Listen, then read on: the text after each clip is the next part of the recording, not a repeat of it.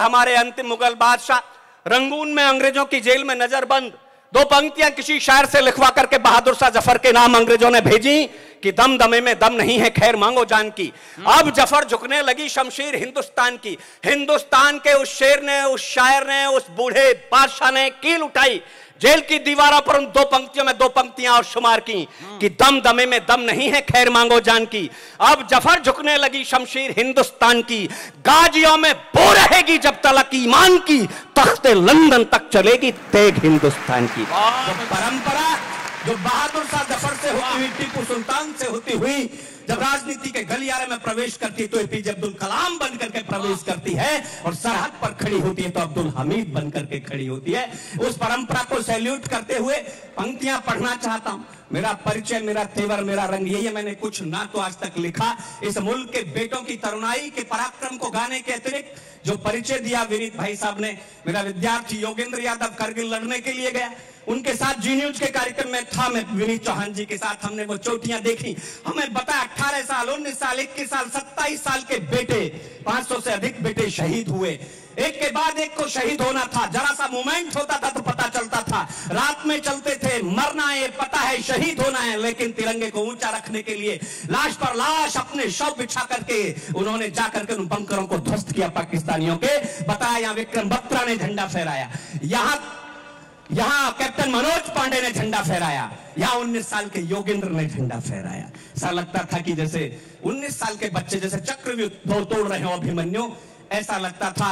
मैं 4 पंक्तियां उनके सम्मान में पढ़ता हूं। लेकिन दोस्तों, आपकी तालियां बहुत मुश्किल काम है साहब।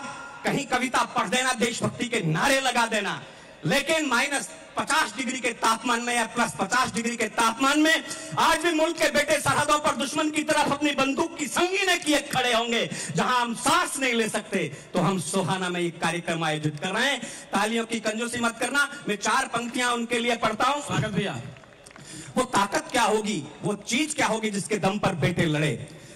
कि रात थी अंधेरी, मुझे योगेंद्र ने जो बताया वो मैं आपको बता दूं, लेकिन तालियों में कंजूसी मत करना। रात थी अंधेरी और दूर था प्रभात, किंतु हौसला था भरपूर, साथ में तिरंगा था। वो शक्ति कौन सी होती जिसके दम पर सैनिक लड़ता है। रात थी अंधेरी और दूर था प्रभात, किंतु हौसला था भरपूर, साथ में तिरंगा था। तिरंगे के सिवा कुछ और नहीं सूझता था। हर एक सैनिक की बात में तिरंगा था। तिरंगे के सिवा कुछ और नहीं दिखता था। हर एक सैनिक की बात में तिरंगा था।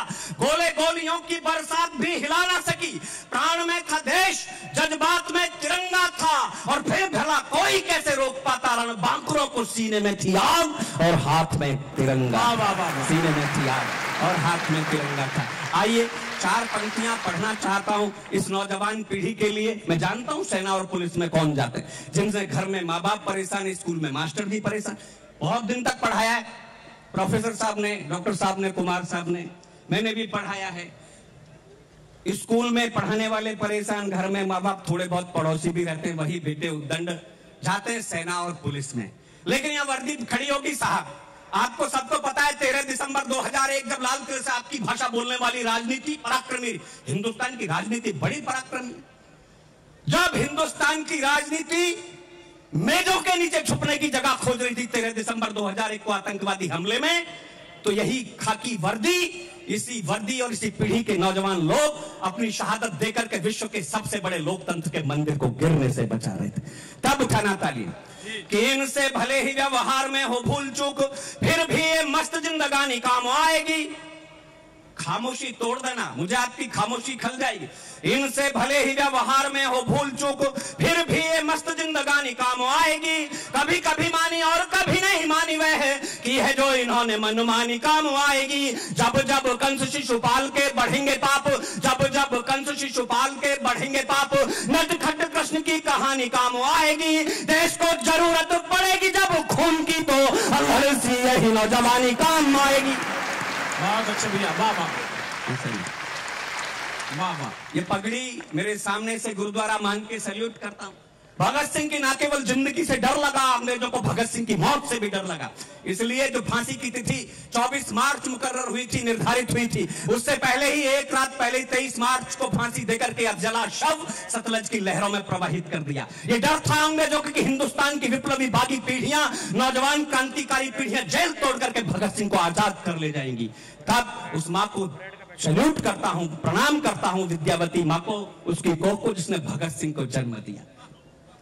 शौर्य सिंधु का विराट, 4 पंक्तियां पढ़ता हूं, भगत सिंह क्या थे सूचित हो जाए। और साहब आपका यदि कोई भी आपके हृदय में कोई सम्मान, कहीं भगत सिंह के प्रति श्रद्धा हो तो आकाश भर तालियां बजा करके उन तक अपना प्रणाम निवेदित कर देना कि शौर्य सिंधु का विराट ज्वार थे भगत सिंह, जिसमें फिरंगियों की नाव डूब जानी थी। शौर्य सिंधु का विराट ज्वार थे भगत सिंह, जिसमें फिरंगियों की नाव डूब जानी थी। जिस पे स्वतंत्रता का पावन प्रसून खिला, पंचनद की वो वंश बेल बलिदानी थी। देशभक्ति का जुनून मिला जिसे लोरियों में, देशभक्ति का जुनून मिला जिसे लोरियों में, सिंघनी का दूध पिए शेर की रवानी थी। रंग दे बसंती चोला गा के फंदा चूम लिया, फांसी वाला जिसने वो धन्य नौजवानी थी। आपने एक दृश्य देखा होगा, एक हाथ में माउजर, यहां जनेऊ, नीचे धोती तहमत बंधा हुआ, मूंछ पर ताप देते हुए 12 साल की छोटी सी उम्र में पहली बार गांधी जी के सिद्धांतों पर चलते हुए अंग्रेजों की अदालत में गिरफ्तारी दी, 15 कोड़ों की 15 बेतों की सजा मिली। बदन के कपड़े फट गए तो बदन पर कपड़े नहीं पहने। इस मुल्क की मिट्टी को मुट्ठी में लिया, एक शपथ लिए, घोषणा की कि ब्रिटानिया सरकार के कारखाने में कोई बुलेट ऐसी नहीं ढली जो आजाद के सीने में उतर। ब्रिटानिया सरकार के कारखाने में कोई कंक्रीट ऐसा नहीं बना जिससे बनी जेल में आजाद को कैद रखा जा सके। आजाद आजाद जिया, आजाद मरेगा, इस संकल्प का निर्वाह जिस क्रांतिकारी, जिस नौजवान ने 27 फरवरी 1931 को इलाहाबाद के अल्फ्रेड पार्क में हजारों अंग्रेजों से अकेले शेर की तरह मुठभेड़ करते हुए अपने माउजर की अंतिम गोली से अपने मस्तक पर प्रहार करके अपना हंसता हुआ जीवन पुष्प मां भारती के चरणों में समर्पित कर दिया, उन्हें प्रणाम करते हुए कविता की 4 पंक्तियां पढ़ता हूं। और ये 4 पंक्तियां आपको पूर्ण कविता लगे तो आजाद को मेरे प्रदेश की राजनीति ने उत्तर प्रदेश से आतंकवादी कह दिया था, लेकिन आजाद आतंकवादी थे या क्रांतिकारी जिनसे अंग्रेज दहलते थे, ये आप सूचित करेंगे। मैं 4 पंक्तियां पढ़ता हूं, आपकी तालियां यदि खामोश रह गई तो मुझे लगेगा कि आप उस राजनीति के समर्थन में हैं जिन्होंने चंद्रशेखर आजाद को आतंकवादी कहा, और आपकी तालियों ने प्रणाम निवेदित किया आजाद के माउजर को, तो मुझे लगेगा ये राजनीति कुछ भी करे लेकिन हिंदुस्तान के क्रांतिकारी इस देश के आवाम के दिलों में आज भी छपे हुए।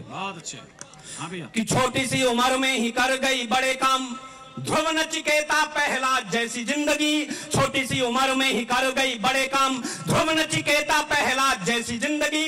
जन्म से नगण्य किंतु कर्म से प्रणम्य बनी, शबरी जटायु वे निषाद जैसी जिंदगी। जन्म से नगण्य किंतु कर्म से प्रणम्य बनी, शबरी जटायु वे निषाद जैसी जिंदगी।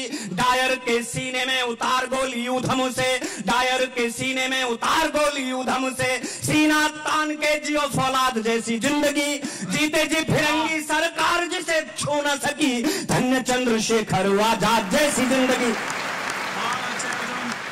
देश की राजनीति ने नारे दिए, तुम मुझे खून दो मैं तुम्हें आजादी दूंगा दिल्ली।